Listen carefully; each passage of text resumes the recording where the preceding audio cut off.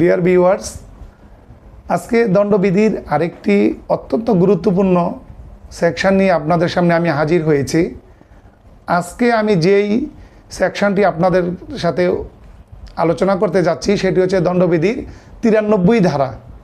এই 93 ধারায় বলা আছে, সরল বিশ্বাসে কারু ভালোর জন্য কাউকে কিছু জানানো হলে ওই জানানোর ফলে যদি অপর ব্যক্তির কোনো ক্ষতি হয় তাহলে ওইরূপ জানানোর কাজের জন্য প্রথমত ব্যক্তির কোনো অপরাধ হবে না।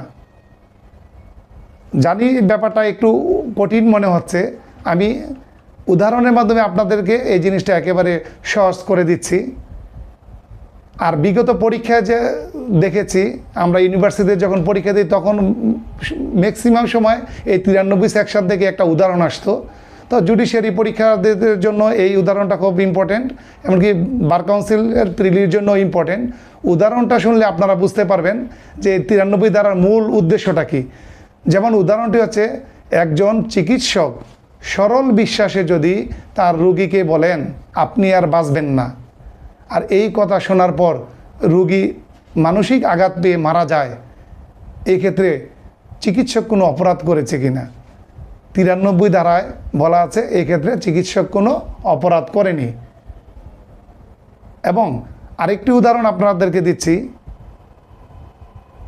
কোনো উকিল যদি কোনো আসামির ফাঁসির রায়ের কথা ওই আসামির মায়ের নিকট প্রকাশ করে দেয়, আর এই রায়ের ফাঁসির আদেশের কথা শুনে মায়ের হার্ট অ্যাটাকে মারা যায় মা, এক্ষেত্রে উকিল কোনো অপরাধ করেনি।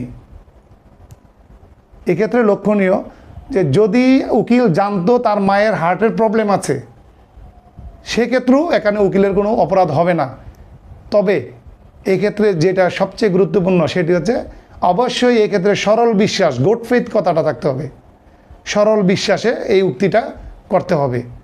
তাহলে আমরা কি জানলাম 93 সেকশনে আপনারা মনে রাখবেন, যখন রুগীকে ডাক্তার বললে আপনি আর বাঁচবেন না, এই কথা শুনে রুগী মারা যায়, আর এই মৃত্যুর ফলে ডাক্তারকে দায়ী করা যায় না, এটি 93 সেকশনের মূল লক্ষণীয় বিষয়। আপনারা ভালো থাকবেন, সুস্থ থাকবেন, আইন জানবেন, আইন মানবেন, সবসময় এই চ্যানেলের সাথে থাকবেন। আপনাদের সবাইকে ধন্যবাদ।